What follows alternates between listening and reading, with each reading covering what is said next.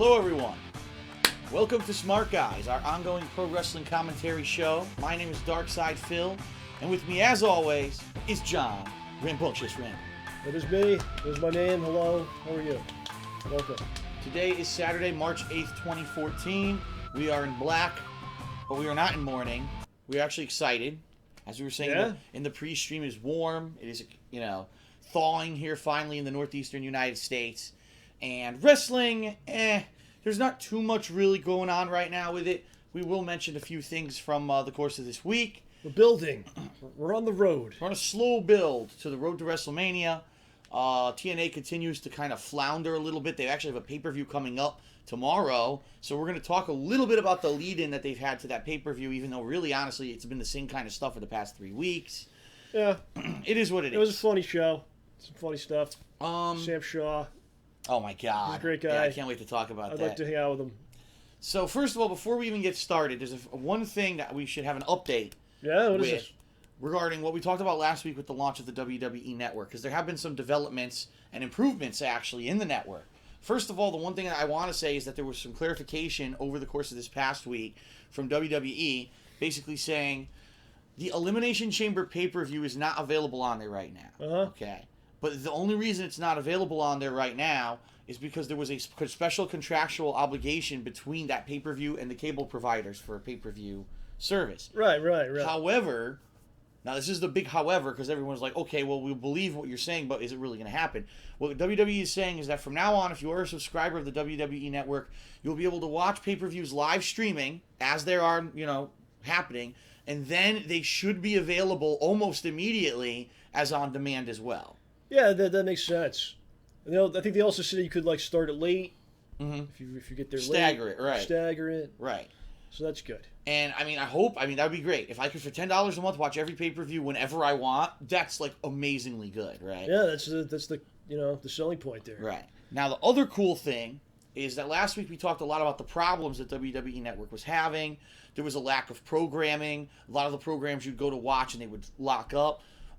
Literally, it's night and day from last week. They something happened. I don't know if they caught up or they realized what the problem was. We're able to watch whatever the heck we want now. Which is good or bad. I'm not sure. Right, I know. If that's good or bad. The thing is, it's almost too good now. Yeah. If you just think about this, I have a library of every freaking pay-per-view ever, and I start watching them, and I can't stop. I'm sitting You're lost in the sea. I'm just I gotta keep watching. This is great. Oh, what's this? What's this? It's almost like, it's kind of like YouTube, where you watch something and just keep finding things. And oh God, imagine if they do add a feature related videos. Oh yeah. You'll never leave. Will. You'll never leave. You'll always be there. So the one complaint that I do still have, and it's your complaint as well, you mentioned this, the interface is kind of crappy. It's not chronological. It's hard to find stuff. Yeah, you should be able to go, you have every WCW pay-per-view, great, but can you put it in order of when it happens so I can watch it in a specific order? Certain things like that. Right now it's just alphabetical, which, let's be honest, some of the one-off pay-per-views that have happened, how would you know what your Valentine's Day massacre happened, You'd have to go online, find a list of things, and then go, okay, I'll watch this and that. Right. There's some other complaints with the content, like the WCW shows. A lot of them, if you put them on, they're actually the Turner home video versions, not the actual show. And the problem is, back then on VHS tapes, you couldn't fit several hours with the content on those, so they cut an hour out. So it's not the complete show. They said there'd be uncensored ECW stuff. Obviously, it's not uncensored. A lot of the stuff is censored, right? But I guess you take what you can get for $10 a month. For $10 a month, it's hard to find a legit complaint, really. Yeah. As long as the service works, and right now it's working great. So all I can say right now is I'm very pleased with it. I don't know if you're planning on eventually ever jumping into it. I think so. Yeah. The thing that I'm worried about is after 6 months, how much is this thing going to cost? You know what I mean? For 6 months for $10 a month, great. If it jumps to 30, now you're kind of pushing I'd say a month. Yeah. I can see it going to 15 maybe. It's definitely going to go. Everything goes up. Netflix, whatever you want to. We're in the promotional period right now. It goes up over time. It's just how they do it. Right. Okay. So before we talk about Raw, I think we should talk about the new inductee to the WWE Hall of Fame that was announced this week. Yes. Which was, of course, the late and great Paul Bearer. My Undertaker. Whoa. And will he induct me to the Hall of Fame? I hope so. And the Druids. Oh, who else? Oh my God, the Druids come out to induct Paul Bearer. That'd be sick if they did. I don't think they'll do that though. Yeah. But yeah, Paul Bearer, so. and I mean, obviously this guy is very deserving. I mean, of all the ring valets and managers and things that there have been over the years, he's probably the most original one out of any. I mean, let's think about it. Anyone else ever have a crazy character like that? Yeah, we talked about that when he passed away. I think we got into it really deep. Well, yeah, I mean that character could have been a train wreck. You give it to anyone else because it's so over the top, but he made it good, right? Mm-hmm. You give it to someone else, that could be like you're white face and you're going to speak like this, and it could have been really bad. And they make a good point in the vignette that they've been running all week is that would the Undertaker ever have gotten over as much as he did if he didn't have Paul Bearer? And you know what? So. I don't know. I think that was always part of the mystique of the Undertaker was that he had this kind of really creepy valet and the urn that was a real part of matches. It was the story of a lot of matches. He would lift the urn, the Undertaker would sit up, and it was a big part of that persona and that mystique of many characters. I mean, you had Kane and then later on Mankind as well. They were all involved with Paul Bearer. So I think it's a very great selection for the Hall of Fame. Oh, of course. And, at this point, that's 4. I think, how many did they usually do? 5 a year, I think? 5? I don't know. So we'll have to see. I think there's like 1 or 2 more that they'll probably announce. A couple rumors. Scott Hall's a rumor. A few other ones. I don't know. Well, yeah, Bear. That's also his like region where he came about. He's Percy Pringle. Right. So that also kind of fits in there. So very good. Yeah. So good on you, WWE, for selecting Paul Bearer. I think that was a very good choice, and very nice. Okay, so now let's get into Raw and SmackDown for this week and talk about everything that's been going on. Continuing on with the plot lines that have been going on, and now, all right, I just got to say something about this week's Raw. So this week's Raw was in Chicago, okay? Really?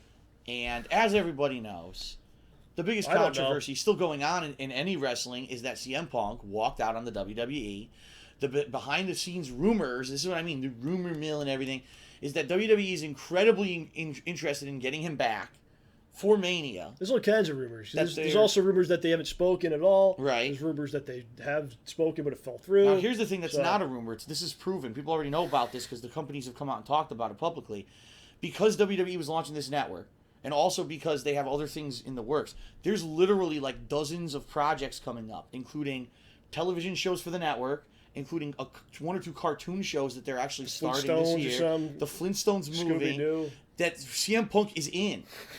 And they're like, what are they going to do? You can't... No, that's what they're saying. It's too late. You already wrote him in. Like, he's the critical character. It was funny. They did like the press conference a little while ago, like those conference calls that Vince does, and they were talking about WrestleMania, and they're like, yeah, Batista's in the main event, blah, blah, blah. And then one of the selling points for WrestleMania was Scooby-Doo will be there. So it's like... Yes, it was like finally Scooby-Doo. It was like so bizarre. It's just so strange, But, yeah, so Scooby-Doo will be there. So basically, what everyone's saying is, what is WWE going to do when you have a main character who was the head, one of the top guys in your company, really over with the fans? He's in all this content that's coming up, but he walked out on your company. And the rumor is that the reason that they're not really burying him on TV is the hopes that he'll come back, or if not, at least keep him in that positive light so that when this content comes out, you're not, there's an asshole that the WWE hates, I think either way to bury him, he's definitely not ever going to come back. So right. And they know that there's money to be made with him. It's not like just anybody, he makes the money. So. He did. They even said that his merch sells very well. So they're not going to sue him. They're not going to, go out there and bury him. Right. Paul Heyman did a great promo this week where which is he spoke about it, but then he's so good, he's able to turn that into all kinds of other things, And that's why we're talking about CM Punk, because this week's show was in Chicago. Of course, the fans are all expecting CM Punk. Now, here's what I got to say. Because I got to get this off my chest. I was talking to people in the stream chat when Raw happened. Yeah. And they were so marking out, and I was pissed me off. CM Punk's going to be at Raw tonight. Everyone on the internet, all the websites say that CM Punk, and this is what gets me. All the news websites said that CM Punk. No. Those websites are not news. Those websites are rumor mills, which are mostly bullshit. Yeah. So when you see that, let me explain something to you. When you quit your job, or here's the thing. If you don't quit your job, you just don't show up for a month, and you come back. Do you think you're going to be rewarded? And this is what I mean. People were, Punk's coming back because the main event at WrestleMania is now 2 heels, and that doesn't make sense. So he's coming back tonight, and they're going to put him in the title picture. What on earth? What kind of logical connection could you make to think that was going to happen? Yeah. So I see all these people going nuts in the stream chat. Oh, yes, Eric's coming back tonight. And I'm like, what the hell are you talking about? No, he's not. Yeah, it wasn't logical that he would because, one Vince can't go, you walked out on me, so now here's everything you wanted. Right. Because that sends a bad message to everyone else that they could just do that and squeeze his balls like that. Right. And the other side of it is he's not going to come back to do just anything on the show. He's not happy with many things. And I think also people are kind of going, oh, it's just because of the main event of WrestleMania. That's the only reason, or they're boiling it down to something which is never confirmed or. No one confirmed that. Right. That's why he left. It could be many things. It wasn't right. There's things behind the scenes that you may not know. It could be severe injuries that he doesn't want to do anything else. We don't know. No one ever said that's the reason why. Right. So, if there's a lesson to be learned here, it's this: don't believe this crap you hear on the internet all the time. Even though there might be a grain of truth in there somewhere, which there is. A lot of the times, the grain of truth becomes something that happens for real. Don't be a mark. Don't believe everything you hear because you're going to get duped. A lot of the sites are bad. Why do you think they had that story that day? Because they want you to go and look at it. Right. If he was not going to be there, well, it's not really as much of a story, right? Right. You're not going to run to the website, have ads pop up. They're making massive revenue off of your view because you're believing everything that they have to say. Because you're going, he's going to be there. What's he going to do? I'll keep checking this. So I have more information. When's he coming out? I'll check it during the show. Right. So now there's a couple of good sites though. This site I like to go. Oh, okay. Yeah. Go ahead. PWinsider.com. That's the best site that there is. They didn't report that he was coming back. They didn't say that, never said anything about that. In fact, they said he wasn't, which was the truth. How much of a kickback did they give you to give that plug, John? I don't get anything, ever. I know it would be nice. No one ever gives me anything or plugs me or know anything, but I put them over because that's the truth. That's the site that I go to on a daily basis, and they had the correct information. Very good. A lot of other sites are, wrestling news with a Z. News. That's not a place to go. Wrestling news.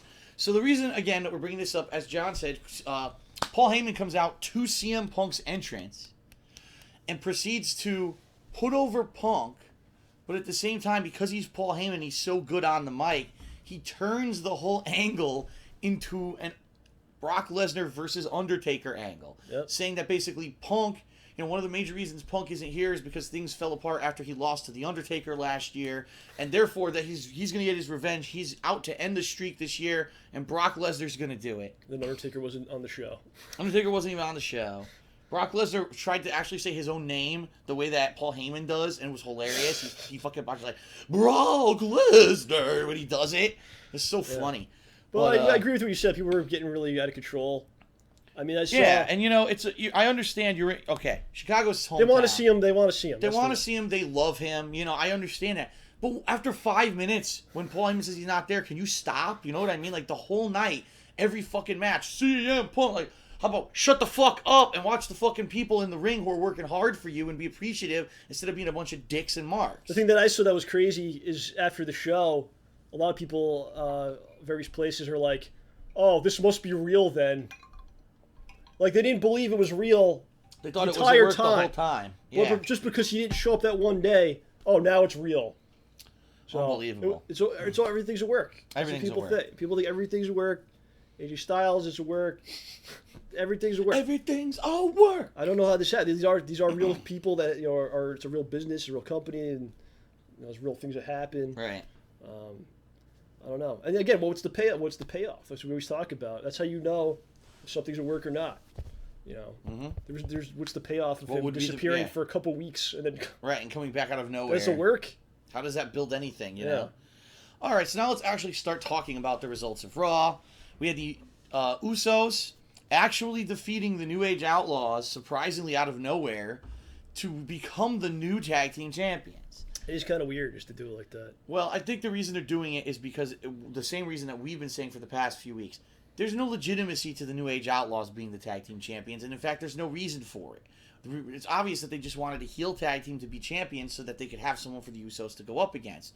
And to have them holding the titles like that, maybe what they want to do is for the next few weeks, they'll go back and forth a little bit. They'll, trade them, and then finally the big final match is WrestleMania. So I can see why they're doing it, but it was just kind of weird that after months and months of build-up, months and months of them performing at pay-per-views trying to win it, they just win it over in the Raw. That's what I'm saying, yeah. Yeah. So I definitely agree. I definitely agree. But it's good to see. Because the big moment's when they win, not when they defend it. Right. That's the big moment. I do want to say that it is good to see them finally getting a rub. And it looks like they probably will have a good match at WrestleMania. So finally, these guys, after years of being with the company, are finally going to get a rub. They're definitely good. I like them. I like to see them kind of develop them more instead of just being like, oh, they're the Usos, they're young. And every time they win, it's like a big, oh my God, the Usos won. What is this? Can't believe it. Yeah, so they don't talk really. They don't really get much beyond, like, of the characters. There's like, they're the Usos, they're young guys. I can't believe they won. That's it. So. All right. Big E wrestles Cesaro, and if I remember correctly, wasn't it Swagger that got him disqualified because he interferes in the match again? Yes. So we're following along with this Real Americans plotline for the past couple of weeks. For some reason, these guys are getting involved in each other's matches, okay? And it's obvious we know what's going on. They're going to break them up. They're probably going to have a match at WrestleMania. Duh. What's happening is Cesaro's going to be the star and Swagger's not, so they're... going one way, the guy's going the next. So what we have tonight is a series of interference with each other's matches. So the first match was this. Swagger interferes, therefore Big E gets the win. We'll talk a little bit later about what happens on the other side of that. The next part overall was just odd, but I know what it's pretty obvious what they're doing it for, okay? The Wyatt family has their rematch against the Shield from the last pay-per-view, Elimination Chamber. It's the same exact match. And in this match, basically the story of the match is Seth Rollins is like a superhero. He's going nuts. He's doing insane spots, flying through and over the ring. He's destroying the Wyatts by himself. But then when he goes for the tag, no one's in position. So he gets so pissed that he says, I've had it with you guys. Like, why can't we get our act together? We've been all over the place for weeks. Do it yourselves. And he walks up the ramp and refuses to wrestle. Yeah, but then he was upset with what he did. So then... Of course, it's confusing. You're like, now wait a minute. I thought it was, what's his name? Oh my God, Ambrose. Thank you. I don't know why I had a brain fart there. Ambrose, who was the one who wasn't agreeing with the Shield and was kind of teasing that he was going to leave. Now all of a sudden it's Rollins out of nowhere. It was kind of like out of left field, and I don't know why exactly they chose that one angle. We'll talk more on SmackDown. They did him first. Now they're doing him. Oh right, they have to go through all three, right? So we'll talk about SmackDown. There's a resolution, but for now. On Raw, it looked very uncertain what happened that he walked out. And then, of course, they lost the match because it was 2-on-3. And it is what it is. Oh, my God, this next one. What is this? Santino Marella. I'm so pissed at this. And Emma defeat Fandango and Summer Rae. I'm so angry. Because Emma is a good performer. If they actually let her be her character without Santino's cartoonish bullshit, she'd be more over. But they won't let her do it. They're having her tag with Santino. Oh, they're in love. But no, they're not. They joke about it every week. I'm like, let Santino have his own cartoonish segments by himself. This girl is actually good, and you don't want to have the stigma of Santino all around her. You know what I mean? The stench of Santino. The stench. In the air. It just probably smells like a Subway sandwich because half the time all he's doing is advertising for them All he's anyway. doing is showing Subway. So they have a match, and of course the faces win, but it's frustrating as hell because I want to see just Emma do her thing and get over herself, and people are going to not understand the character if they just get this association with Santino. But this is writing, right? This is WWE writers. They know better. It's creativity. Stupid is what it is. Sheamus and Christian have a singles match. I thought the match was pretty good. The crowd, they lost the crowd. The crowd didn't give a shit. The crowd was booing. The crowd was boring. I think it's because the guys aren't really presented like they're so important. I think it's because it's about the 44th time we've seen this match in the past 2 years. Neither guy's really doing anything. It's the same spots that we've seen. It's the same as Cena and Orton. They're not bad performers, but when you see them wrestle each other so many times, you don't care anymore. It's the same old shit. So you have to have different matchups, and they're not doing that right now. And so these guys are doing the same stuff too. Right. Sheamus wins the match, but then after the match, Christian attacks him backstage, beats the crap out of him. That's another thing. The match doesn't really matter who wins or not because you pretty much know they're going to keep doing this over and over again, as they've done for the last. Although I have to give props to Christian for getting a great line in during the stupid staged attack. He actually picks up one of the lighting from the light for the interview, and he goes, "You wanted to steal my spotlight!" He hits him right in the face with it. It was so funny. So that was a good one. He's good. The Bella Twins have a match against Alicia Fox and Oksana. Why they're still doing this? Obviously, we know why. They're trying to build up because Total Divas premieres in like a week or two. Again? Like how many times can premiere and go off? I know. It's the next season is already going on. This is like the third? So that's starting up. So they have a pointless match and the Bella Twins go over. I don't even care. Daniel Bryan goes to the ring, calls out Triple H, and basically rips him a new asshole. Tells him, I'm hijacking your show until you either give me an answer. They're using that term now. Because that's what people would say about the audience. What's that? The audience hijacked. They're hijacking the show. So now they're using it. Right. They're saying that's they're what trying to really co-opt things, Right. So eventually, Triple H and Stephanie come out. And of course, Triple H completely destroys Daniel Bryan, calling him a B, which is pretty good, but you'll never be an A player. It's the same plot line from like 6-7 months ago. They haven't even changed it. No. And the same verbiage. So finally, Daniel Bryan basically says he's going to attack Triple H. And then before he can do it, they call out Kane. So Daniel Bryan hits Kane, and then the security comes out, escorts Daniel Bryan out, and basically they say, Daniel, you're banned from ringside until your match later tonight with Batista, right? Was it? Yeah. Yes, his match with Batista. Okay. Big Dave.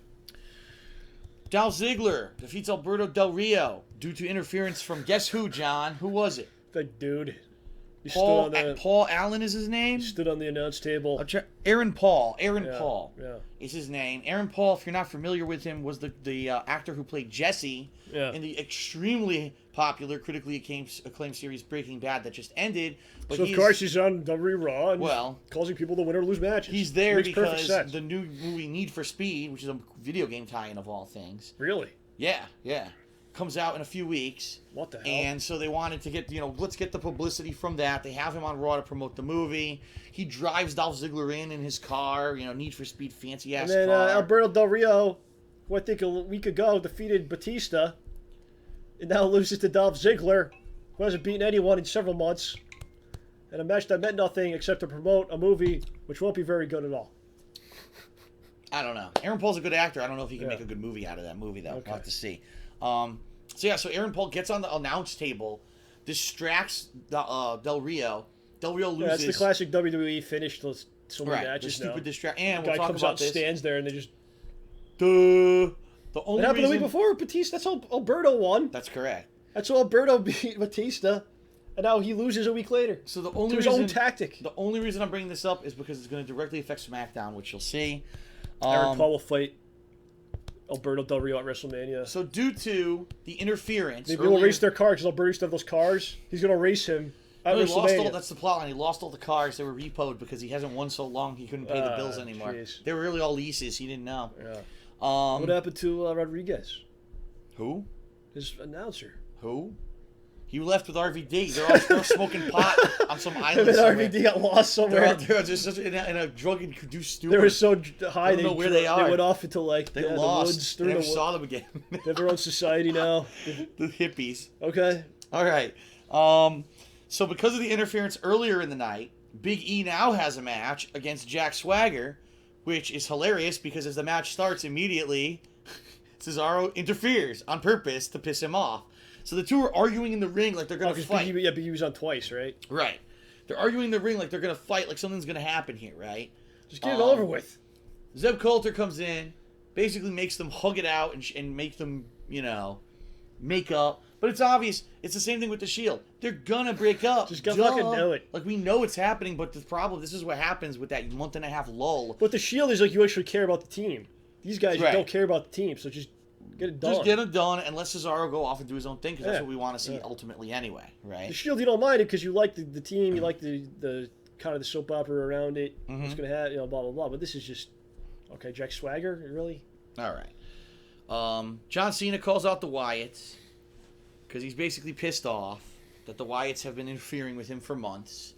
And now he's pissed. Not after the Rumble. Really, there's nothing else to really say. Wyatts, after the Rumble, where he came out the next day smiling and all, Let's face it. Now he's upset. Let's face it. When Bray Wyatt's on the mic and he cuts a good promo, he's infinitely better than John Cena. Like, really, he is. And so, for weeks we're gonna have the same thing. John Cena fights one of the Wyatts, and then he has a promo, and it's gonna be stupid build up, and eventually it's gonna be 3-on-1 at WrestleMania, and John Cena's gonna win. So you big think deal. 3-on-1? I think so. Or it'll be Bray against Cena, but then the other two interfere 100 times. It'll basically be 3-on-1, but I don't think it officially will be that. That'd be pretty crazy. Why not? It's WrestleMania. And he just beats them all. 3-on-1. What the hell? He beats them. I'll tell you what, though. Triple attitude adjust them all. If there was ever a match that Cena should lose, it's him versus Bray at WrestleMania. Mm-hmm. I agree. If there was ever one he should lose, that's definitely up there with them. I agree. Because that's put him over at WrestleMania. Absolutely, yeah. But I don't think he will. But that's just my opinion. And if he beats, because it's the damage that you do by beating him is far greater than than anything else. So.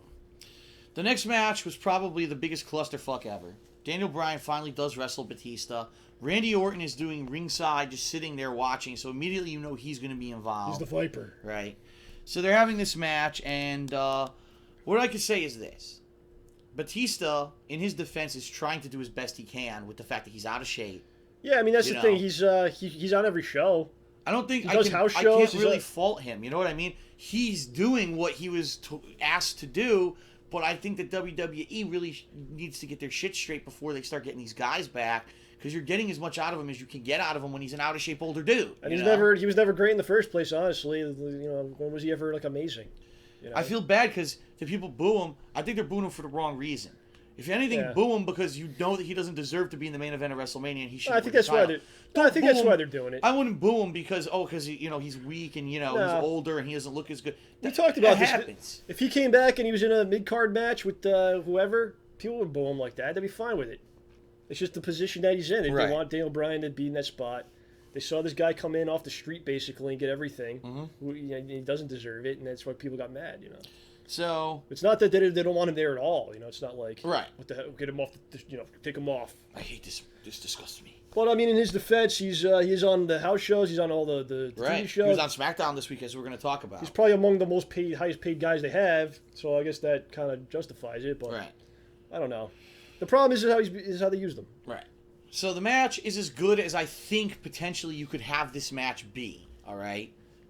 Even though he gasses, even though he looks bad, he's sweating like crazy, I think it's as good as you're going to have as a match with these two dudes. And at the end of the match, of course, you've got interference where Orton, basically, Batista purposely throws Daniel Bryan into Randy Orton. This causes Orton to get pissed off. He interferes in the match. So now you got Bryan going back and forth, attacking Orton, then attacking Batista, then Batista spears him. Then all of a sudden, Kane comes down. It's such a clusterfuck. Kane's always there. So now he's fighting Kane. So now Triple H and Stephanie come out for no fucking reason. Triple H, Bryan's laid out. He goes to grab Bryan and make fun of him. He goes, I don't know why you can't get out of this fantasy world. Bryan kicks him in the head. Yeah. Now he's pissed. He pedigrees fucking Bryan. What? Come on, man. It's enough. It wasn't enough to just have Orton. Then you have to have Kane. Then you have Triple H. And obviously they're building up that there's going to be something. Will Triple H ever accept Daniel Bryan's challenge for this match at next WrestleMania? Week Hulk Hogan will return to have an announcement. That's right.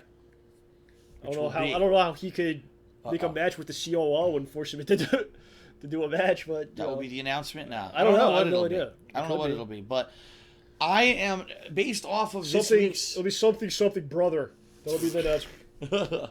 Based off of this week's event specifically, I'm interested in what you had to say last week, your theory that they might actually have Daniel Bryan be in the title picture for WrestleMania. It could be that, or it could be they're setting up for afterwards. Because here's what I'm thinking. You can't do that match. You cannot do Batista Orton. No one will care. That'd be weird. That is supposed to be your marquee match at the pay-per-view for your one title because you unified the titles, but no one cares about it because it's two heels. The only way they could do it if it's like the third match on the show and it's like 5 minutes. It's a job, right? Job the match out quick, get it over with.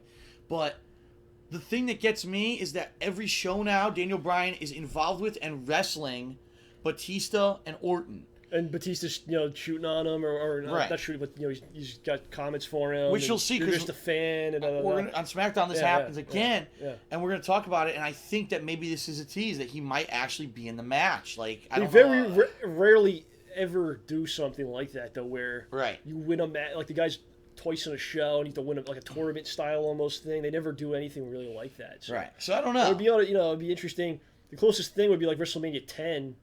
Where they had Brett and Luger and Yoko, they all worked twice. Right, They both worked 2 matches. That's right. But it'd definitely be something. I mean, like I said, it'd be great to open the show with Bryan and Triple H and have a great match, and then, he wins. But it could be that they're setting up for later on. And even if Bryan's in the main event, I don't know if he'll win. Because I think they want Batista to have that belt, so they could have... That was part of the arrangement with him, yeah. The Authority screws Orton, and now the Batista's their guy, and he becomes the champion, and everyone's pissed. And then maybe they close the show with Lesnar Undertaker instead of that. I don't something. know. I mean, I do not know. I don't know. It's a mess. But if Bryan gets to that main event, it's through the sheer will of the fans. Because they did try to bury him. They did try to turn you off to him. All the stuff they did from SummerSlam to the Rumble, but they just wouldn't give up on him to the point where they hijacked the show, and now they kind of have to put him in there, right? Right. This is what they wanted to do. So. You would think, right? It's because the fans never gave up, and it's interesting. It's something. So speaking of that, that's actually how SmackDown opens, with Batista coming out and basically talking down to the audience, saying, "No, I'm better than all of you, and you guys cheer for stupid people like Daniel Bryan, who's this skinny little dude. He'll never be me." And of course, Daniel Bryan comes out. He says, "Yeah, start letting fans in the ring and all that." Something like that, right? What? You call him like a fan? Oh, yes. Like, when did they start letting fans wrestle? When did they let fans go into the locker room? Yeah. Right, and that's what Daniel Bryan says. He's like, "I am a fan of wrestling. That's why they love me, because they know I'm one of the people." And it's cool because like Dave makes fun of him. So then he flips it on him and he goes, "Yeah, well, why do you look like a woman wearing skinny jeans?" He like makes fun of him so bad. No, it's all the stuff that people have been saying. Right, why are you wearing glasses or sunglasses indoors? It's all the stuff people have been saying about Batista since he came back. Like, what was he wearing? Yeah, what the hell is this? What's going on? So Batista gets They're just pissed. using all of that stuff. All right, Batista gets pissed off, but then it's announced that later tonight there's going to be a main event of, I believe it's going to be Kane and... Well, here's what happens. Kane comes out. Of course. They 2-on-1 Daniel Bryan. They're beating the shit out of him. All of a sudden, now this is so funny, the Big Show comes out. And the Big Show runs in and saves Daniel Bryan. So now it's going to be tag match for the main event of SmackDown, okay? Now, isn't this funny? Oh, no. Because wasn't there this time, I seem to remember something about 2 years ago. Oh, they were fighting each other? When Daniel Bryan and Big Show were best of friends. Oh, they don't even remember, dude. And they were helping each other out all way the back. time. Let's think. And then... a certain Daniel Bryan cashed in his money in the bank briefcase and basically stole the title from Big Show, making them the worst of enemies. So now they're friends again. How about the fact that Brock Lesnar beat the shit out of him with chairs, and he destroyed him, and then a couple weeks later he was walking out with Betty White. Yeah, he was fucking bringing Betty White out to the ring. And he's perfectly fine, and he walked by Triple H on the way back up the ramp. And he didn't care about him at all after he tortured him and all that stuff. You're going way too far. I mean, the storylines are like 3 weeks. Oh my god, max distance. So Big Show and Daniel Bryan are now best of friends again. They're going to be in the tag match tonight against Kane and Batista. All right. It seems like the continuity problems are like heavily always with the Big Show, isn't it? Isn't that funny? Like, it's always like nothing he does sticks. Nothing at all. He's just like all over the place. At all. He's a monster. Now he's crying. All right, now he's doing this. I forgot about that. Unbelievable. All right, Christian has a singles match with Dolph Ziggler, and during this match, Alberto Del Rio is on commentary. He takes it upon himself to jump on top of the table, just as we said on Raw. It was Aaron Paul who did this. So now Del Rio jumps on the table, distracts Ziggler. Ziggler gets distracted. Christian wins by hitting what is that? The kill switch. How does everyone fall for this? Seriously, it's like the oldest trick in the book, and they all fall for it. They did that at the pay-per-view with the Big Show when he was against Orton. He got distracted by the Authority, and they just lost. Isn't it the old... I mean... Everyone is so distracted. Literally, the oldest trick in the book, John, isn't it? Look over there, and you look, and then they're like, gotcha. And everyone falls for it in WWE. It's so dumb. I don't know. So the real benefits from it one week, the next week, he loses because of it, and the third week he does it himself. Does it again, and I don't know. What's next for him? Look over there. This is his new gimmick. Every match at WWE should end like this. Look over there, and then you just pin him. That's his new gimmick, I think.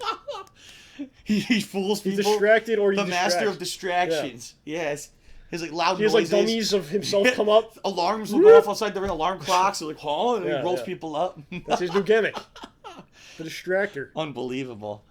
Okay, the next match is the Usos, who are now Distractor Del Rio. Now the Alberto Del Distraction or something. The Usos, who are now the tag team champions, having a match against Ryback and Curtis Axel, who, by the way, they're just like so buried now. Yeah, they're barely on TV. They don't do anything when they're on TV. They're like the Real Americans of like 2 months ago or last month. So they lose to Usos. Usos obviously looking nicely. They're hot now. The New Age Outlaws basically come out and announce they will have their rematch, but not anytime soon. They're going to determine when. How did they? Why did they? They came for Old School Raw. They never left. Did they have contracts, or how did this? I have no idea. I don't know if they're getting. They got signed there. I'd be interested to see if they really did get signed, or if like Triple H is just paying them show by show until WrestleMania. No, they probably. And then they'll get rid of them. I heard they're signed for through WrestleMania. Yeah. All right. I'm saying in the storyline, like, how did that happen? Well, John, if you come to Old School Raw, you don't have to ever leave. There's no logic. Just keep coming. Jake the Snake is still back in catering, eating all the food. He never left. Oh wow. Natalya and Eva Marie defeat AJ Lee and Tamina in a 2-on-2 Divas match, and in this match, it's actually Natalya puts AJ into the sharpshooter. Was the alpha female there? Can you please not talk about that? Come on, man. The alpha female. We'll talk about that later. Wow. I'd bring that up. What the heck? And it's hilarious. The reason I find this match hilarious is because then Natalya beat her, so she's now in the running for the belt. I'm like, now wait a minute. Like, what was it 3 months ago? She was in the running for the belt. She lost one match, and you said that was it for her. And she was gone forever. You build up Naomi. Naomi gets hurt, so you replace her with Candice, who's horrible in the ring. They have a terrible match at Elimination Chamber, and now all of a sudden, now you're going back to Natalya. Why didn't you just fucking stick with Natalya, dumbass? The woman who can wrestle? It's like just so stupid. They're trying to fix the problem from last show, so like have a good women's match, put Natalya back in there. Dumb. What else? We've got the Shield come out, and basically the Shield Summit. The Shield Summit, it's called, and it's very. Where's Los Matadores? Where's the Los Matadores Summit? The Summit? Yes, that's right. What happened to them? Well, they don't have the problems that the Shield is having right now, Joe. The Shield needs to talk about their personal problems. The Shield doesn't have El Torito. And have it out. They need to hire him. So this segment basically involves people punching each other in the face, slapping each other, deriding, making fun of each other, pushing each other. Grabbing nipples. Falling. So after about 10 minutes of that, they all decide that they're going to be friends again. Do I believe this? No. I think what's going to happen is you're probably going to have more matches where they kind of fall apart over the next few weeks. And what I think it's leading to is a triple threat match between them at WrestleMania. Which would be fun. I don't know what's going to happen. I don't know if they're going to say, the belt? Doesn't he have a belt? He does have a U.S. title belt. That's true. I don't even see it. He doesn't bring it out anymore half the time. Gone. So, but I guess that would be interesting. Like, if they have this match, do you think that after WrestleMania they will go back to business as usual? Or do you think that this is just a way to get them on Mania? That's why they're doing this? No, they'll do the three-way. Roman will win, and then they'll go to shake hands, but then one of them won't do it. Or he'll shake his hand and attack him from behind or something, and then one's going to be the heel. And then, right. And then Roman's the face, and then he's going to go on to great things because he's the prototypical WWE guy. But it's cool that he's just, he's good, but he fits their formula so well. We haven't seen a Samoan really at the top of the card in a while, so it'll be cool if he actually does get a big push. I'm not knocking him. He just really fits what they like. He's big. Mm-hmm. He's got like the 2-3 signature moves. Yep. Right, he's gonna he does their stuff. He's not from anywhere else, which is an important thing. The other two are. They have history in other places, so that they're gonna hold that against them. He's got beautiful long hair and nice eyes. It's everything they're looking for. Yeah, he's just they can put him in a movie. They probably will. You're right. They're not gonna put Seth Rollins. I can see that. Seth Rollins starring in the Marine. You're not gonna do that. So Seth Rollins is the kid. What was that movie? Triple H? Yeah. Knucklehead or No. That was Big Show. Triple H was in 2 of them where he was like an ex-con that like... Yeah, he was ex-con in 2 different movies. So stupid. All right, anyway, now we're really going off the rails. Sheamus defeats Alberto Del Rio. No one cares. Let's just skip that. Seriously. That match has been done a lot. Yeah, exactly. Another match. You simmed that over and over again. You're trying to build Sheamus since he came back. Yeah, all they're letting him do is wrestle the same people that he's wrestled already, so no one cares, That's why. All right, and then the final main event, Daniel Bryan and Big Show against Batista and Kane. The faces go over. It's just so bizarre how the show ends. Did you see how the show ended? No. The Big Show puts Daniel Bryan on his shoulders, which makes him look like a child.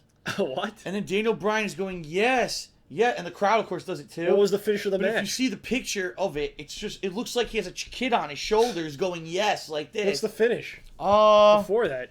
They just did that. That was it. It was chaotic. It was like there was distractions, and then Big Show KO punched one of them so that he was already knocked out, and then Daniel Bryan did the running knee on him. It was pretty crazy. It was a chaotic ending to Kane.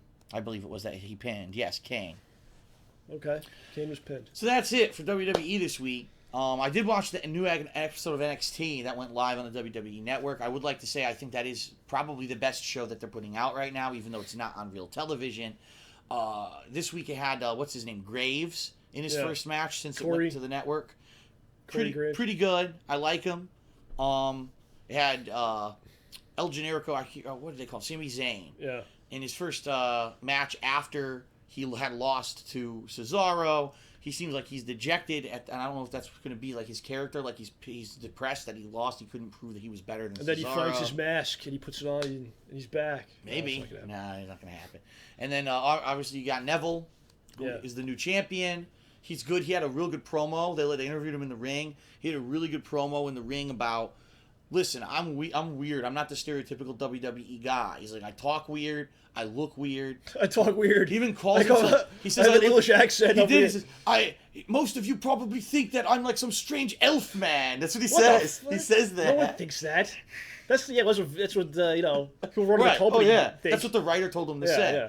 But he says, I'm going to do my best. I'm going to do my best to uphold. He says, the day that I won this title is the best day of my life. So it was a good promo. I liked it. It gave you a little bit about who he is, especially because I haven't been watching NXT, and I didn't watch the Indies, so I didn't know who he was back then. This is good for me to kind of introduce the character. And that's what they should be doing on NXT, They should let you know who they are, so then they come to the show, you're like, oh, wow, I like that guy. Well, honestly, it seems like the person getting the biggest push right now is Charlotte, of all people. Yeah, it's we were talking about her last week. Ric Flair's daughter, who I guess now, because Emma lost to Paige last week. So now she's the contender? She's going to kind of be demoted now. They have the match this week, Charlotte versus Emma, with Sasha Banks is in the stable with Charlotte.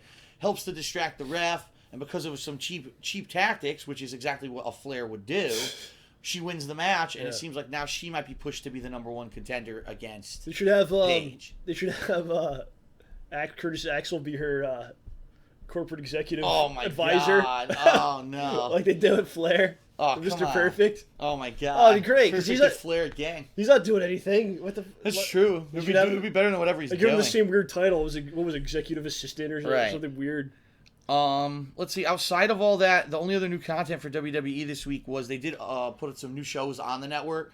So if you were interested in another WrestleMania Rewind, a few more episodes of the Legends stuff where they have a panel of legends all giving their input on things. All those shows, there's new ones, and that's what I mean. Like last week, you turned it on, you were like, oh man, there's only like one show of everything. This week you turn it on, oh okay, there's another one. So basically every week they're going to be loading new shows in there. And they keep pretty good. They don't take it down either, right? No, they're on demand. Those old shows are on demand forever. So that's great. So now, unfortunately, I forgot to get because you go a couple months in, then you got an insane library of shows, right? Yep. If all that stuff's on there. Talking about TNA. Yeah, I gotta get the results here. TNA got pay-per-view 2 days, and we were talking about before. I actually would like to see the show. I think it could be good, but not for $45. But yeah, the challenge for them now, it's a $45 pay-per-view, where WWE's are giving you 6 months of the network for $60. Yeah. So it's definitely it's a rough road there, Pay-per-view's a tough business, I think, at this point. Where once that was the holy grail. Right. Well, now that it's almost like the internet, finally, these companies are realizing that the internet has changed the face of everything, and you can't do that model anymore. It used to be all about the pay-per-view. You go back to the early '90s. The shows were all about building to those to the events. Like they would just do jobber matches, right? Right. The jobber era. The guys wouldn't even have like competitive matches really on the shows because they'd just be here's this guy versus jobber, and you want to see him fight. And promos. That's what it was. Jobber matches and promos. You want to see Razor Ramon and Jeff Jarrett? You got to buy the pay-per-view. He's fighting some dude we don't even know who the hell. Yeah, it was promos and it's really poor Brooklyn Brawler. And it really changed. It really changed. Basically, it was Eric Bischoff at WCW who they had Nitro and they didn't do the jobber matches, and then the WWE kind of took that and still does that formula now. But it's not really. It's more about the TV show, is what I'm trying to say. Right. It's more about the TV show than anything else. Raw is like almost more important than the pay-per-views because they do the pay-per-view, they have a crappy finish. Watch Raw tomorrow. That's what they always tell you. So. All right. Just see how things change. Impact. excuse me, this week. It was disgusting. Leading up into the Lethal Lockdown pay-per-view tomorrow. So it's kind of like the last chance for them to do things. So it's teased at the beginning of the show who's going to be the full teams come Lethal Lockdown. And we already know it's going to be Bobby Roode, Austin Aries, and the Bromans on Dixie's side. Who's going to be on MVP's side? So we know MVP and the Wolves. MVP comes out and announces it's going to be Jeff Hardy. Yeah. And this causes mass confusion because we already have seen Jeff Hardy's promos past several weeks where he's not Jeff Hardy anymore. He's this weird new character. So why would they say that if you know he's not him? You know what I mean? It's like he's going to be that character, or he's going to have two characters on the show, or it's not even him, and so it's something else, or it's some kind of weird I don't know what's going on. Yeah. But so now tonight, the first match of the night, they're going to have a 6-man elimination tag match. And the winner of the match, whatever team wins, will have some kind of definitive control over the match happening Sunday. I don't know if it's 100% really explained what is this going to be yet. Not really, and I don't know why. It's very cryptic. But they have this match, and during the match, I got a stupid annoying ad here. What the hell's this? Get the hell out of here. They have the match. The match is, I don't know. I didn't like the match because these are all the guys you're having in this pay-per-view match, right? But the match is short. And people are getting pinned in like 2 minutes, like a minute. Right. So it's like these are all supposed to be like the main eventers of this pay-per-view. All right, it's going to be a quick pay-per-view. The MVP was pinned in like 3 minutes. Yep. He's like supposed to be like this, right, the savior of the company and everything. So I think they kind of rushed it through too much. I think they were better off doing like singles matches, and whoever wins like the most, like a 2 out of 3. Sure, right. That would have been a better idea. But they have this match, it's okay. And the story of the match, it comes down to Davey and Bobby Roode. But then Austin Aries just comes in, starts hitting with a chair. Well, Austin Aries was still in it at that point. Was he in it? Was he still in it? He was still in it, but he gets himself disqualified, thinking it's a good sacrifice because he didn't know he's going to be able to win this match. Okay. But what ends up happening is that the match is stopped because they think that Davies, well, this is the plot line, obviously. They think that he might be seriously hurt. Right. So they get a trainer, and the trainer's like, no, he shouldn't wrestle. I got to check him out. So Earl Hebner, I don't know whenever they gave the referee this kind of power. This is so hilarious. You have 1 hour, and if you're not ready to wrestle in 1 hour, that's it, you lose. It's like, what? Like, what the fuck? When did he ever have that kind of power ever before? Right. So it's kind of a weird angle where there's an hour for Davies to Davey to see if he's going to be better or the not. Wolves have been interesting there. If you watch when they first came, especially to like when they came to the UK, the reactions weren't like that big, right? Right. So I think a lot of people didn't know. Like a lot of people didn't know much about them. But over the course of time, like the fans are more and more into them. They didn't really do a lot. They just put them in the ring and let them do cool stuff. That's all it takes a lot of times. But on this specific show, I didn't like how they kind of used them because, like you said, you have an hour to come back to the ring. He's saying no. I want to go to the hospital. Yeah, you can't do that. And then MVP's trying to go, you have to go and do this. Right. It's like what we were saying is it would have been a lot better angle if maybe the doctor's saying, I refuse to let you wrestle. But he's determined to go back out there and save it for the team. Yeah. So I don't know why they did that. They kind of still did it because it was like MVP he decided to in the end do it. But he should have never been like, I want to go to the hospital. Right. All right. So now, John, because I know he's your personal favorite character in wrestling right now, what did you think about Samuel Shaw this week, especially in his match against Eric Young? It's just insane, man. It's just insane. I think it's good that he has something to do and he's on the show and he's a prevalent part of the show. But just the whole way they put it together is so bad. Like his entire wardrobe consists of like black gloves and like a carjacker's. Well, do you know what this is that they're actually doing? What is it? It's a combination of American Psycho. I don't know if you saw that movie, the Christian Bale character. No, I know, yeah. And also, I'd probably say a little bit of Dexter. Yeah, because that was kind of Dexter. He has almost his Dexter kill shirt. Right. My point is this, though. It's okay if he has that. He's going to become that. But he's always that. Right. So why would Christy ever be like, yeah, let's go on a date.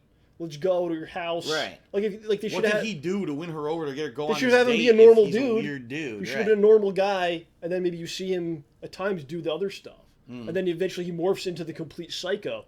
But he's just always a psycho, and she's like, yeah, let's go to your house. Yes. Wonder if how this will turn out. And so like the problem is you don't know anything about the guy other than he's creepy. That's it. Right. All right, so Samuel Shaw is supposed to have a singles match against Eric Young, but what ends up happening is Anderson, who he has attacked, comes out and he starts attacking Anderson, and it just causes the match to get like thrown out or whatever. So really. And then later on, he's looking for Christy, and the cops aren't involved in this at all. After he beat up people up at restaurants, and he's obviously trying to kill her. Where is she? He goes into a room. You see a red hair, a terrible red wig on a giant body. He thinks it's Christy, but it's Mr. Anderson with a wig. And then he beats the shit out of him. You thought that? How could you think that was her? Oh my god! All right. How could you possibly think that was her? I don't know. So 6-woman tag match: Gail Kim, Lady Tapa, and the Alpha Female. The Alpha Female. It's like the Alpha Male was with Monty Brown against Velvet Sky, ODB, and Madison Rayne. Eventually, the faces go over. It's a pretty good match. I just think that Lady Tapa's still green. She can't Alpha really Female's worse than her. I don't think she's going to come to the States. I think that was maybe just because they were there. Really? It seemed like they wrote her off because she got pinned and everything. Well, that's true. I'm thinking she's not coming back with them. Really? All right. I thought that. Yeah, I guess I could see that. I could be wrong about that, but. So now, by the way, James Storm is now full-on heel. He's insulting the U.S. military. Yeah, he's doing all kinds of heelish antics. That's the new angle for James shots. Storm. He's putting down the military, and great. And then I think this was the end of the night, right? Yes. No, then there was end the night. There was the Rude. Well, that's what I was about to say. To end the night, this match, Davey Richards against Bobby Roode. And go ahead, John, because I know you have something to say about. No, this. I mean it's a good match, but they have Davey tap in like 2 seconds. If you watch him in Ring of Honor as part of the character, that he doesn't go, I want to go to the hospital, and he doesn't tap. So that was kind of disappointing. He doesn't tap it for like 3 seconds. Right. So Team Rude gets the advantage, whatever that is, whatever that means.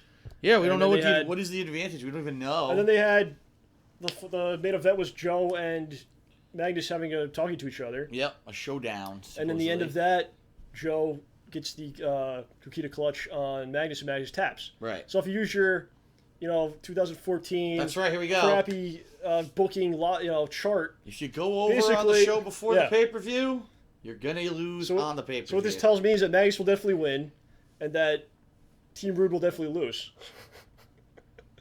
Right. And this is the formula WWE and TNA both do all the time. Where I don't know why. I don't know how they don't see this as being like a problem or transparent. How do you not know how predictable you are? Right. Pretty bad. Now the last thing that is this mysterious factor that no one seems to know what the hell they're talking about is that there was a segment where Dixie was backstage saying the reason she wasn't on the show last week is because she was in New York. Oh yeah. Cinching in the win for her team.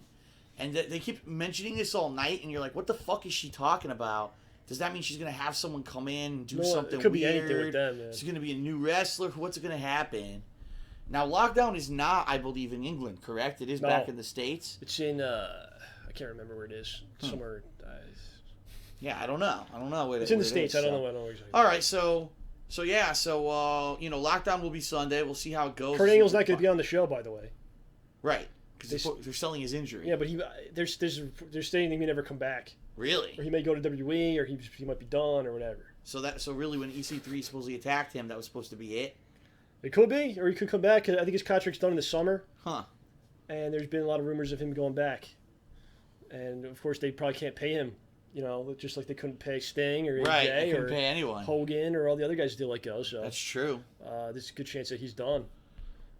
I'd like to see Angle go back to WWE. I think he should. And not wrestle. I'd like to see him go back and be a manager or be an on-air personality. He shouldn't wrestle full time. I don't think he should wrestle that much anymore because let's face it, the guy's freaking destroyed his body. I mean, all of what he's done for the business is ridiculous. He still looks good though. He looks better than Batista. He could still perform. He'll perform better than... Oh my god, you kidding me? The matches he would do, what he's willing to put his body through. The problem is the WWE won't let him because the doctors already told him last time you're fucked up and you shouldn't be doing the stuff you're doing and you're on drugs and you need to stop. Yeah, that's another thing. If he's clean and everything, they could take him back. I mean, I tell you right now, he looks better and he could perform better than Batista could at this point. You just need to stop driving drunk and we'll be okay. I don't know. You did the rehab thing. So, all right. So that is it for this week's edition of Smark Guys. Unless, is there anything else? I don't know if you're watching the indie stuff. Sometimes you mention that stuff. Ring of Honor's got a really good match on their TV or on their website right now. You can watch for free. AJ Styles versus Jay Lethal, which is an excellent match. Wow, that is pretty good. And I got pretty slow this week. Nothing really much else to say. Okay. Next week we'll have more to talk about because we're going to have, obviously, more of the developments of what's going on with WWE leading into WrestleMania. We'll have a little bit more to talk about the network. Whatever's been updated, I'll let you know. We won't be here on Saturday, though, so we got to... That is correct. We have to work this out. Next Saturday, we cannot meet. It's either going to be Friday or Sunday. So we will coordinate and figure out what day we'll be doing what, and we'll let you know during the course of the week. We'll probably figure out by the end of today, probably. We'll talk it out. Mm-hmm. And that way I'll be able to let you know with my scheduling and everything this week what's going to happen. And, of course, we're going to have the lockdown results, which should be interesting. Number one, to see what happens. And number two, to hear what the buy rate was, because it's probably going to be in the toilet. And I would like to see, I think it could be good. Sometimes the booking always gets in their way. Mm-hmm. Every match, the ref goes down.